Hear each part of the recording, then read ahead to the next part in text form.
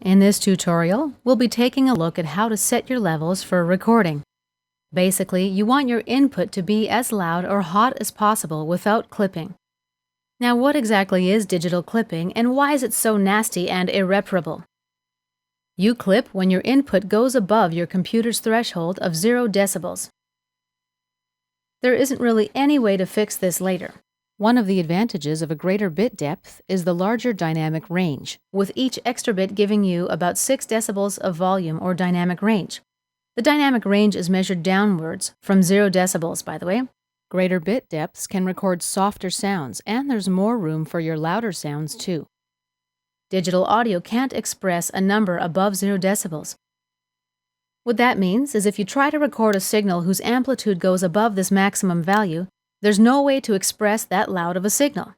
Your computer will do the best it can, though, and reproduces a string of -0 decibel values, which wind up looking like this.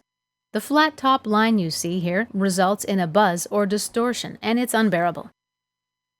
When you set your levels, first make sure that the meters on your audio interface, like your sound card, aren't going into the red. This is usually an indication of clipping. If they are, then turn down your source device until the meters are no longer going into the red. But since audio interfaces vary, do a test record and then have a listen also. One manufacturer may allow signals, especially peak signals or transients, to go into the red without introducing distortion, while another may clip when signals barely hit the overload indicators. One thing not to do when you clip is to turn down the output in your software or on your output device, like your monitors. This is only going to give you softer clipping or obscure the clipping completely, because the source of the clipping is the input. On the other hand, recording a soft signal gives you a less accurate representation of the audio in digital form. That's an inevitable part of the digitizing process, whereby the audio signal gets converted into numbers.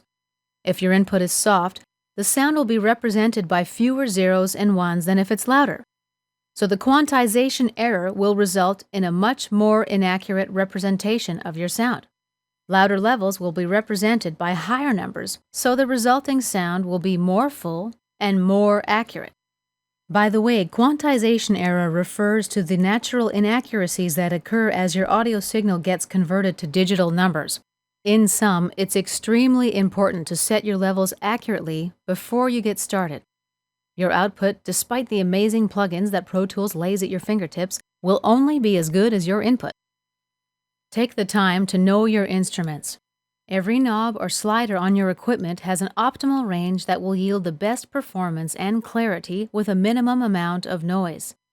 Predictably, the optimal range of every input and output varies from device to device. What we want to do is find out where the sweet spots are on each device, and make sure that we stay as close to those points as possible. The benefits include minimal distortion, low noise, and better overall sound. Manufacturers may refer to these sweet spots or optimal levels as nominal levels. The nominal level is engineered high enough to avoid distortion or clipping and low enough to avoid amplifying residual noise present in the device. With most pieces of audio gear, if the output levels are set too low, then the next piece of the equipment in the signal path is needed to boost the level in order to bring up the overall volume. Raising the level much past the nominal level has the unwanted side effect of also increasing the volume of low-level noise on the input device. As a rule of thumb, avoid this problem if you set the output levels of instruments, effects, etc. as high as possible. The exception to the rule is when the output level of your instrument is set so high that your audio device's input can't handle the signal and distorts or clips. In this situation, you've got to back off the output level of your instrument until you hear a clean signal with no distortion. How do you determine the nominal level of your gear? Fortunately, most instruments' nominal levels tend to be at about 3/4 of max volume. Unless your docs indicate otherwise, if your volume goes up from 1 to 10, set it around 7. You might find that if you play your instrument really hard, you may need it lower, or if it's a very soft touch, you might need it a little bit louder.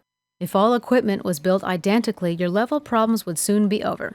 You'd hook everything up, set the knobs and sliders at 3/4 of max, and start recording. Unfortunately, the output levels between external processors, keyboard modules, preamps, mics can vary a lot, So, test with your ears and not just your eyes. Check each input and adjust the levels individually, paying careful attention to noise and clipping. Push the volume up and check again for clipping and noise.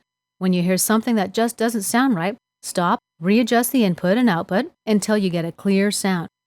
The investment you make here to set the levels right in the beginning is well worth your time. Plus, you can save your settings for future use. And this concludes our segment on setting your input recording levels.